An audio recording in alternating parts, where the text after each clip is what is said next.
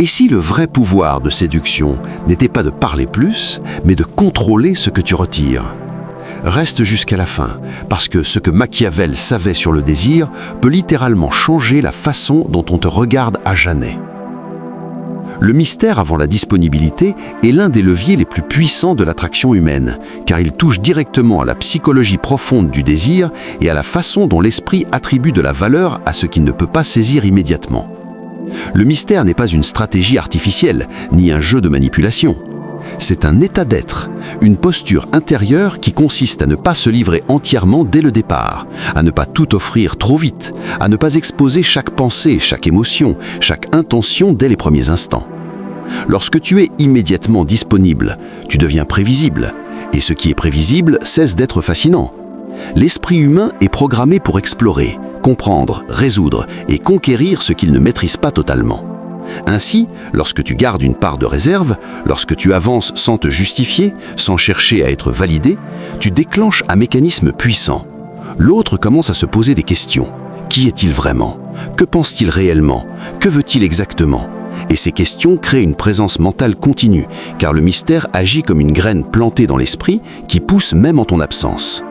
Être mystérieux ne signifie pas être froid ou distant, mais savoir doser.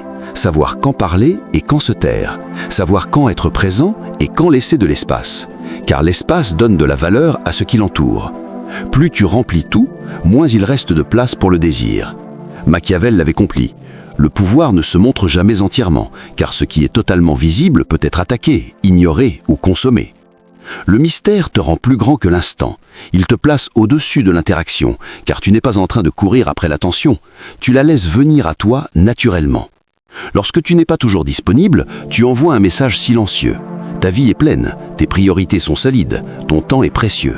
Et ce message est infiniment plus séduisant que n'importe quel compliment, car il suggère une valeur intrinsèque non négociable. Le mystère crée aussi une dynamique d'investissement, car lorsque l'autre doit faire un effort pour te découvrir, cet effort renforce l'attachement. Plus quelqu'un investit émotionnellement, mentalement, énergétiquement, plus il attribue de la valeur à ce qu'il poursuit. Ainsi, en ne donnant pas tout immédiatement, tu permets à l'autre de participer activement à la relation, et ce rôle actif renforce l'attraction. Le mystère te protège également, car il t'évite de te surexposer, de te rendre vulnérable trop tôt à quelqu'un qui n'a pas prouvé qu'il mérite ton monde intérieur. Garder une part de toi intacte, c'est respecter ta propre valeur, c'est montrer que tu te choisis avant de choisir l'autre, et cette autosélection est l'un des signaux les plus puissants de confiance et de force intérieure. Le mystère ralentit le rythme, il empêche la consommation rapide, il installe une tension douce, durable, qui nourrit l'envie et l'anticipation, car ce que l'on attend devient plus intense que ce que l'on obtient trop vite. Et dans cette attente naît le désir authentique, celui qui n'est pas forcé, mais ressenti profondément. Être mystérieux, c'est aussi maîtriser l'art du silence, comprendre que tout ne doit pas être expliqué, que certaines choses se ressentent mieux qu'elles ne se disent. Le silence bien placé parle plus fort que 1000 mots. Il suggère, il intrigue, il élève. Lorsque tu n'as pas besoin de combler chaque vide par des paroles, tu montres que tu es à l'aise avec toi-même, que tu n'as rien à prouver. Et cette aisance est magnétique. Le mystère te permet enfin de rester libre, car tu n'es pas prisonnier du regard de l'autre. Tu avances selon ton rythme, tes valeurs, tes objectifs, et cette indépendance émotionnelle crée un respect naturel. Car on respecte toujours celui qui ne dépend pas de notre validation. Ainsi, le mystère avant la disponibilité n'est pas une technique, mais une philosophie de vie. C'est choisir de se révéler progressivement, avec intention, avec discernement, avec maîtrise. Et en faisant cela, tu ne cherches plus à attirer. Tu deviens naturellement attirant car tu incarnes ce que peu de gens osent incarner, la rareté, la profondeur et la maîtrise de soi. Le contrôle émotionnel est le socle invisible de toute puissance durable, car celui qui maîtrise ses émotions maîtrise son image, son énergie et son influence sur le monde. Machiavel savait que réagir impulsivement, c'est offrir son pouvoir à l'extérieur, alors que rester calme, c'est rester souverain. Le contrôle émotionnel ne signifie pas réprimer ce que l'on ressent, mais comprendre ce qui se passe en soi et choisir consciemment comment agir. Lorsque tu es capable de rester stable là où les autres s'agitent, tu deviens naturellement un point d'ancrage, une présence qui rassure et intrigue à la fois. Car l'esprit humain est attiré par ce qui semble solide, inébranlable et maîtrisé. Dans un monde rempli de réactions excessives, de paroles précipitées et de comportements dictés par l'ego, celui qui garde son calme se distingue immédiatement, car il montre qu'il ne dépend pas des circonstances ni de l'approbation extérieure. Il agit depuis un centre intérieur fort et aligné. Le contrôle émotionnel te permet de ne pas être manipulé, car tu ne donnes pas aux autres les clés de tes réactions. Lorsque quelqu'un cherche à provoquer, tester ou déstabiliser, ton silence ou ton calme devient une réponse puissante qui inverse la dynamique. Car celui qui tente de te faire réagir révèle son besoin de contrôle, tandis que toi, tu montres que tu n'en as pas besoin. Rester calme, c'est envoyer un message implicite. Je suis au-dessus de la tempête. Je choisis quand et comment je m'exprime. Et ce message est profondément attractif, car il inspire confiance, sécurité et respect. Le contrôle émotionnel est aussi une forme de discipline personnelle, car il exige de se connaître, de reconnaître ses faiblesses, ses déclencheurs, ses peurs, et de travailler sur soi chaque jour pour ne plus être esclave de ses impulsions. Cette discipline forge un caractère solide, et ce caractère se ressent dans chaque interaction. Dans la posture, dans le regard, dans la voix. Lorsque tu parles sans urgence, sans tension, sans besoin de convaincre, tu captes l'attention naturellement, car ta présence est posée et maîtrisée. Machiavel comprenait que le pouvoir appartient à celui qui sait attendre, car attendre, c'est refuser de réagir sous pression, c'est laisser le temps jouer en ta faveur. Et dans la séduction comme dans la vie, celui qui sait attendre crée une supériorité psychologique, car il montre qu'il n'est pas guidé par le manque, mais par le choix. Le contrôle émotionnel te rend également imprévisible, car tu ne réagis pas toujours comme on l'attend. Et cette imprévisibilité contrôlée maintient l'intérêt et la fascination, car on ne peut pas te lire facilement. Tu n'es pas transparent, tu es profond. Et cette profondeur est rare. Elle donne l'impression que tu caches quelque chose de précieux, et ce quelque chose attire. Le contrôle émotionnel te protège aussi des erreurs, car beaucoup de décisions regrettables naissent d'une émotion mal gérée, colère, peur, jalousie, impatience. Lorsque tu prends le temps de respirer, de ressentir puis de décider, tu agis avec clarté et précision. Et cette précision renforce ton autorité naturelle, car les autres sentent que tes choix ne sont pas hasardeux, mais réfléchis et assumés. Rester maître de ses émotions, c'est aussi savoir ne pas chercher à gagner chaque interaction. Parfois, le vrai pouvoir consiste à laisser passer, à ne pas répondre, à ne pas se justifier. Car celui qui se justifie trop se place en position d'infériorité, alors que celui qui reste calme et sûr de lui impose un cadre sans avoir besoin de le dire. Le contrôle émotionnel transforme ta manière d'être au monde. Tu n'es plus ballotté par les événements. Tu les observes, tu les analyses et tu agis quand le moment est juste. Cette posture crée une aura de maturité et de force intérieure qui dépasse les mots et touche directement l'inconscient des autres. Car ils sentent qu'avec toi, il y a une stabilité rare, une capacité à rester présent même sous pression. Et cette capacité est l'une des qualités les plus désirées, car elle promet sécurité, direction et profondeur émotionnelle. Celui qui contrôle ses émotions ne cherche pas à dominer, il inspire naturellement. Et cette inspiration est la forme de pouvoir la plus élégante et la plus durable, car elle ne s'impose pas, elle s'impose d'elle-même par la cohérence entre ce que tu ressens, ce que tu penses et ce que tu montres au monde. La valeur perçue avant la séduction est le principe central que Machiavel appliquait à toute forme d'influence, car il comprenait que l'attraction ne naît jamais de l'effort pour plaire, mais de l'évidence de la valeur. Celui qui cherche à séduire se place en demande. Celui qui incarne sa valeur devient naturellement désirable. La valeur perçue n'est pas une façade ni une arrogance artificielle. C'est le reflet visible de ce que tu construis chaque jour dans ta vie, de ce que tu poursuis, de ce que tu refuses et de ce que tu tolères. Lorsque ton existence est remplie d'objectifs, de discipline, de progrès et de direction, tu n'as pas besoin de convaincre qui que ce soit, car ton énergie parle pour toi.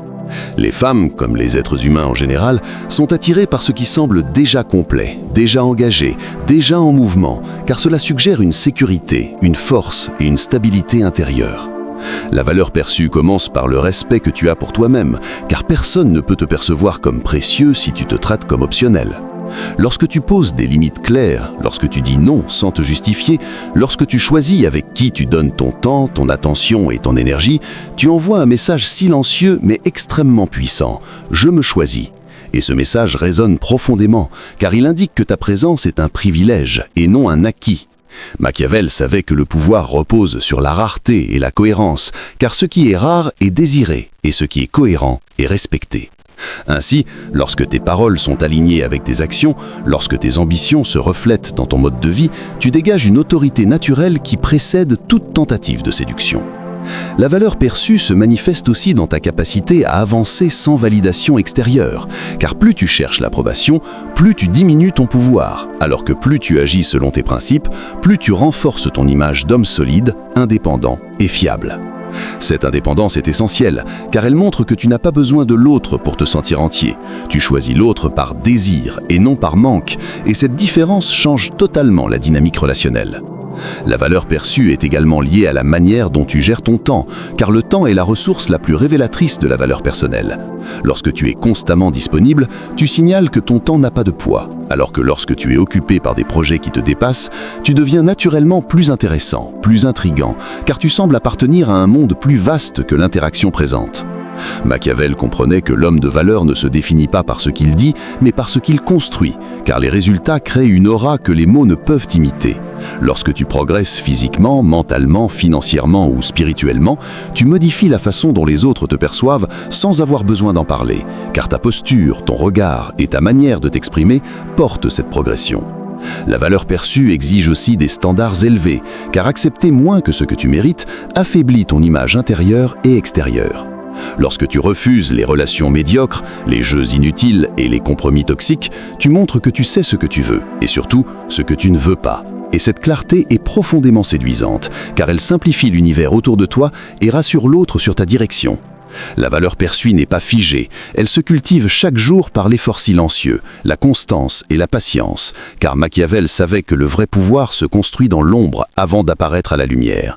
Lorsque tu travailles sur toi, sans chercher de reconnaissance immédiate, tu développes une solidité intérieure qui finit toujours par se voir et se ressentir. La séduction devient alors une conséquence et non un objectif, car tu n'essaies plus d'attirer, tu incarnes une réalité vers laquelle on est naturellement attiré, et cette incarnation crée un respect profond qui précède le désir, car le désir sans respect est fragile, alors que le désir fondé sur la valeur est durable et intense. Lorsque tu comprends cela, tu cesses de courir après l'attention et tu deviens celui que l'on remarque sans effort, car ta présence est le reflet d'une vie choisie, assumée et construite avec intention. Le leadership subtil est l'art de guider sans forcer, d'influencer sans imposer et de diriger sans jamais avoir besoin d'élever la voix. Car le vrai leadership ne cherche pas à dominer, il inspire naturellement. Machiavel comprenait que l'autorité la plus puissante est celle que les autres acceptent volontairement et non celle qui est imposée par la peur ou la pression. Le leadership subtil commence par la clarté intérieure, car on ne peut guider les autres que lorsqu'on sait où l'on va soi-même. Lorsque tu avances avec une direction claire, des valeurs solides et une vision cohérente, ton comportement devient naturellement structurant pour ceux qui t'entourent. Ils sentent que tu sais ce que tu fais, même si tu ne l'expliques pas toujours, et cette certitude tranquille est profondément attractive, car elle apporte un sentiment de sécurité et de stabilité émotionnelle. Le leadership subtil se manifeste dans les petits détails, dans la manière de proposer plutôt que d'ordonner, dans la façon de prendre des décisions sans demander l'approbation constante, dans la capacité à rester calme lorsque l'incertitude apparaît, car celui qui ne panique pas devient instinctivement le référent. Lorsque tu prends l'initiative sans chercher à contrôler, tu montres que tu es capable d'assumer les conséquences de tes choix, et cette responsabilité assumée est l'un des piliers du charisme. Machiavel savait que guider, c'est créer un cadre et non enfermer, car un cadre donne une direction, tandis qu'une contrainte crée une résistance. Ainsi, le leadership subtil consiste à poser des repères clairs tout en laissant à l'autre la liberté de s'y mouvoir. Cette liberté perçue renforce l'adhésion, car on suit toujours plus volontiers celui qui respecte notre autonomie. Le leader subtil n'a pas besoin de se mettre en avant, car sa présence se fait sentir naturellement par sa constance, sa cohérence et sa capacité à agir quand il le faut. Il parle peu, mais quand il parle, ses mots ont du poids, car ils sont soutenus par des actions concrètes et répétées. Cette cohérence crée une crédibilité silencieuse qui s'accumule avec le temps et finit par imposer le respect sans effort. Le leadership subtil est aussi une question de rythme, savoir quand accélérer et quand ralentir, savoir quand agir et quand observer, car tout n'exige pas une réaction immédiate. Parfois, la meilleure décision est d'attendre, et cette patience stratégique est une marque de maturité et de maîtrise intérieure. Lorsque tu n'as pas besoin de prouver ta valeur par des démonstrations excessives, tu dégages une force calme qui attire naturellement l'attention. Machiavel comprenait que le pouvoir durable repose sur l'intelligence émotionnelle, car comprendre les autres sans se laisser envahir par leurs émotions permet de guider avec finesse et précision. Le leader subtil écoute, observe et ajuste. Il ne cherche pas à écraser, mais à orienter. Et cette capacité d'adaptation renforce son influence, car les autres se sentent compris et respectés. Le leadership subtil se nourrit également de l'exemplarité, car rien n'inspire plus que quelqu'un qui incarne ce qu'il attend des autres. Lorsque tu fais preuve de discipline, de constance et d'intégrité, tu deviens un modèle implicite, et ce modèle influence bien plus que n'importe quel discours. La manière dont tu gères les défis, les échecs et les tensions en dit long sur ta capacité à guider, car rester droit dans l'adversité montre que ton leadership n'est pas conditionnel, mais enraciné profondément. Le leader subtil n'a pas besoin de tout contrôler, car il fait confiance à sa capacité à s'adapter et à celle des autres à suivre une direction claire. Cette confiance crée un climat où l'attraction et le respect se développent naturellement, car on se sent en sécurité avec quelqu'un qui sait tenir le cap sans rigidité. Ainsi, le leadership subtil devient une extension naturelle de ton être, une manière d'occuper l'espace avec assurance sans jamais envahir. Et cette présence équilibrée devient irrésistible, car elle combine force et calme, direction et liberté, puissance et élégance intérieure. L'absence comme arme est l'une des formes les plus sophistiquées de pouvoir psychologique, car elle agit là où les mots échouent et touche directement le manque, le désir et la prise de conscience. Machiavel savait que la présence constante banalise, alors que l'absence maîtrisée sacralise, car ce que l'on voit tout le temps cesse d'être apprécié, tandis que ce qui disparaît devient soudain essentiel. L'absence n'est pas une fuite, ni un retrait par faiblesse, c'est un choix stratégique, une décision consciente de se retirer au moment précis où ta valeur commence à être ressentie, car partir trop tôt empêche l'attachement, mais rester trop longtemps l'érode. Savoir disparaître au bon moment, c'est montrer que tu n'es pas accroché, que tu n'es pas dépendant et que ta vie ne s'arrête pas en l'absence de l'autre. Ce message silencieux est extrêmement puissant car il renverse la dynamique émotionnelle. L'autre commence à ressentir le vide laissé par ton absence et ce vide devient un espace où naissent les questions, le souvenir et le désir. L'absence agit comme un miroir, elle force l'autre à mesurer ce que ta présence apportait réellement, car on ne reconnaît souvent la valeur d'une chose qu'au moment où elle n'est plus là. Lorsque tu sais te retirer sans colère, sans reproche, sans explication excessive, tu montres une maturité émotionnelle rare, et cette maturité inspire respect et fascination. Machiavel comprenait que le manque est un moteur bien plus fort que la disponibilité, car le manque pousse à réfléchir, à ressentir, à réévaluer et à désirer. L'absence crée une tension douce mais profonde qui travaille l'esprit en silence, car l'imaginaire prend le relais là où la réalité s'est retirée, et l'imaginaire est toujours plus intense que le réel. Lorsque tu n'es plus constamment présent, tu deviens une pensée récurrente, un souvenir vivant, une possibilité ouverte, et cette présence mentale est bien plus puissante qu'une présence physique répétitive.